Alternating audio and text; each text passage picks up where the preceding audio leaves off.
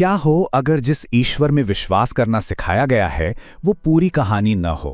क्या हो अगर पारंपरिक धार्मिक शिक्षाओं के पीछे एक ऐसा गहरा असली सच छिपा हो जिसे जानबूझकर हमसे दूर रखा गया हो? आज हम इसी रहस्य की परतों को खोलने जा रहे हैं। अच्छा, इस पूरी बात को समझने के लिए चलिए एक बहुत ही आसान सी मिसाल से शुरुआत करते हैं। ये है दिए और सूरज की कहानी, और ये कहानी इस पूरी गुत्थी को सुलझाने में हमारी मदद करेगी। तो सबसे पहला सवाल तो यही दिमाग में आता है, क्या वो ईश्वर जो नियम बनाता है, जो ये चाहता है कि हम उसकी आज्ञा माने और ना मानने पर सजा देता है, क्या वो वाकई में इस ब्रह्मांड का असली सोर्स हो सकता है, या फिर ये किसी बहुत बड़ी हकीकत की बस एक परछाई मात्र है? ये लाइन अपने आप में बहुत गहरी है।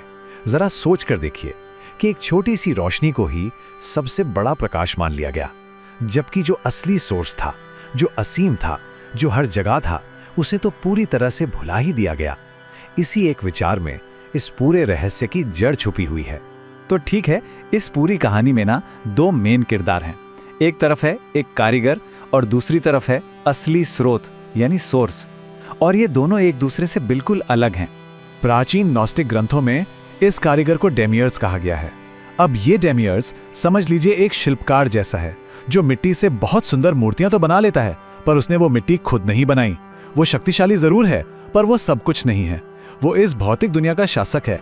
और फिर दूसरी तरफ है मोनाड यानी कि असली सूरज।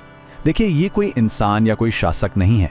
ये तो वो बेहिसाब अनंत चेतना है जिससे हर चीज निकली है। हर तारा, हर आत्मा, हर एक सोच, सब उसी का एक हिस्सा है। वो राज नहीं करता, वो बस है। तो अब आप देखिए, दोनों में जमीन आसमान का फर्क है। एक तरफ है डेमियर्ज जो बाहरी अधिकार, नियम और डर के सहारे चलता है, और दूसरी तरफ है मोनाड जो अंदरूनी जुड़ाव, प्रेम और एकता का सोर्स है। एक कंट्रोल करना चाहता है तो दूसरा आजाद करना। तो फिर सवाल तो यही उठता है कि अगर असली सोर्स मोनाड है तो फिर हम सब डेमियर्ज को क्यों पूज रहे हैं? और इसका जवाब बड़ा चौंकाने वाला है कि मोनाड के बारे में जो ज्ञान था उसे जानबूझकर हमसे छिपाया गया। मतलब इस जानकारी में आखिर ऐसा भी क्या था कि सत्ता में बैठे लोग उससे डर गए?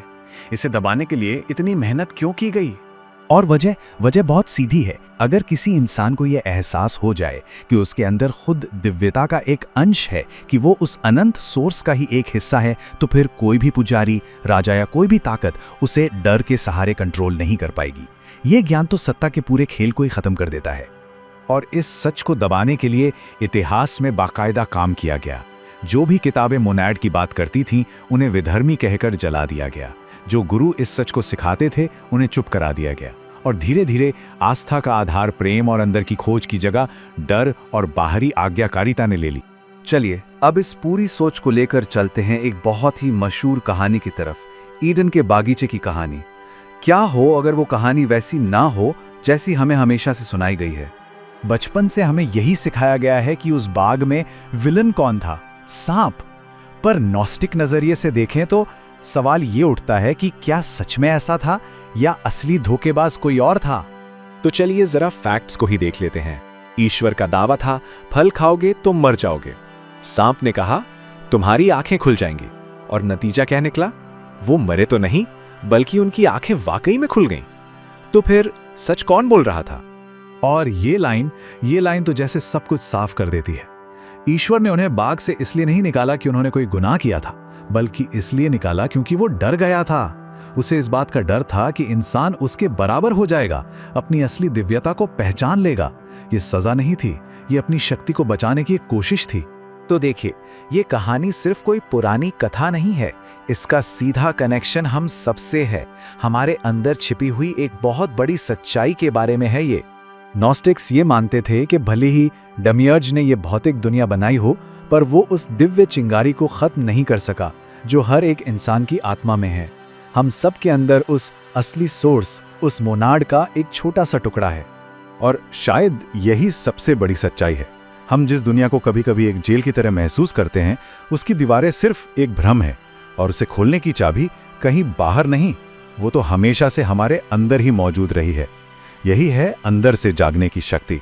तो आखिर में सवाल बस यही बचता है, क्या हम उसी सीमित रोशनी की पूजा करते रहेंगे जो हमें काबू में रखती है, या फिर अपने अंदर के उस अनंत सूरज को पहचानने की हिम्मत करेंगे और खुद ही रोशनी बन जाएंगे? फैसला हमें ही करना है।